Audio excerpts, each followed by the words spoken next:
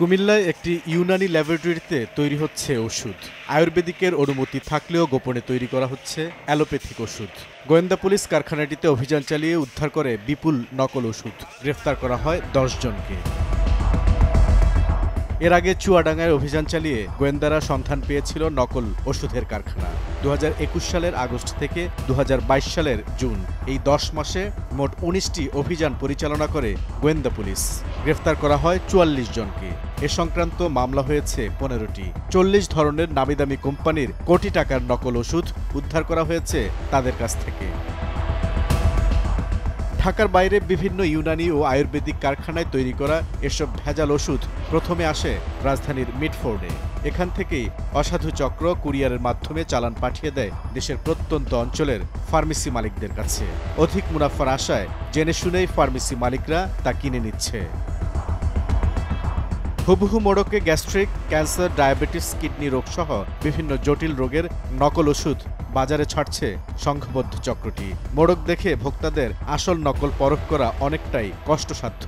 সারা দেশে প্রায় 7-8টা জেলায় 10 থেকে 15টা কোম্পানি পেয়েছি, যারা এগুলো ইউনানি কোম্পানি, যারা এগুলো ওষুধ তৈরি করে। আমরা এদের এই কারখানা বা আস্থানা ভেঙে দিয়েছি এবং আরও কিছু সন্দেহজনক যে সমস্ত ইউনানি কোম্পানি রয়েছে তাদের আমরা নাম দিয়েছি ওষুধ প্রশাসনকে, এবং সেই সাথে এই ওষুধের সরবরাহ,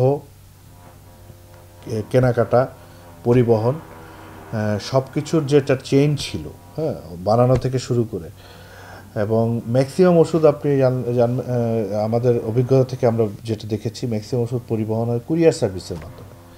কারণ ওই দিক দিয়ে একজন পাঠিয়ে দেয়, এদিক দিয়ে একজন রিসিভ করে, মাঝখানে কিন্তু কেউ নাই, হ্যাঁ, চেক ব্যাক করারও কেউ নাই। তো এর মাধ্যমে তারা খুব সহজেই পার পেয়ে যাচ্ছে, এবং আসল মালিককে ধরাটা কিন্তু খুব টাফ হয়ে যায়। কিন্তু আমরা কাজ করে এগুলোকে ধরেছি। তো এইটার মাধ্যমে আমরা যতগুলো অপারেশন করেছি, আমরা বিভিন্ন ওষুধ, দামি দামি ওষুধ কোম্পানি যারা রয়েছে তাদেরকে নিয়ে বসেছি। ওষুধ প্রশাসন সবাইকে একসাথে দেখে মিটিং করেছেন, এবং কি পলিসি হতে পারে এই যে ওষুধের যে সরবরাহ চক্র, এই চক্রের বিরুদ্ধে আমরা কিভাবে কাজ করতে পারি বা এই চেইনটাকে কীভাবে ভাঙতে পারি, সেই জন্য তারা নতুন পলিসি গ্রহণের কথা বলেছেন। এবং সেই সাথে একদম রুট লেভেলে গ্রামগঞ্জ পর্যন্ত যে সমস্ত ওষুধের সরবরাহ যেটা রয়েছে, সেই সরবরাহটাকে কিভাবে আরও বন্ধ করা যায়, কিংবা ওষুধ ফার্মেসিগুলোকে কিভাবে আরও বেশি জবাবদিহিতার মধ্যে আনা যায়, সেটার ব্যাপারে আমরা ওষুধ প্রশাসনের সাথে কথা বলেছি। বিশেষজ্ঞরা বলছেন, এসব ভেজাল ওষুধে মেশানো হচ্ছে কাপড়ের রং ও ক্ষতিকর কেমিক্যাল, ফলে জটিল রোগে আক্রান্ত হওয়ার শঙ্কাও রয়েছে। আমাদের দেশে মিডফুড কেন্দ্রিক এই কাঁচামালগুলি বেচাকেনা হয়। তো এই জায়গাটা, এই উৎসটাকে যদি আমাদের বন্ধ না করতে পারি আমরা, তাহলে তাদের কাছে এই কাঁচামালটা যাবে না। আরেকটা যেটা বলছেন আপনার, নিঃসন্দেহে এই ধরনের মানে রাসায়নিক মিশ্রিত, এমনকি আটা, ময়দা কিংবা চিনি, এগুলি দিয়ে যখন একটা ওষুধ বানানো হয় এবং গুরুতর অবস্থায় একজন অসুস্থ পেশেন্টকে সেই ওষুধটা খাওয়ানো হয়, অসুখ তো তার সারবেই না, বরং সে আরও বেশি ক্রমান্বয়ে অসুস্থতার দিকে এগিয়ে যাবে। খোলা বাজারে ওষুধের কাঁচামাল বিক্রি নিয়ন্ত্রণের পাশাপাশি ঔষধ প্রশাসন অধিদপ্তরকে আরও শক্তিশালী করার তাগিদ বিশেষজ্ঞদের।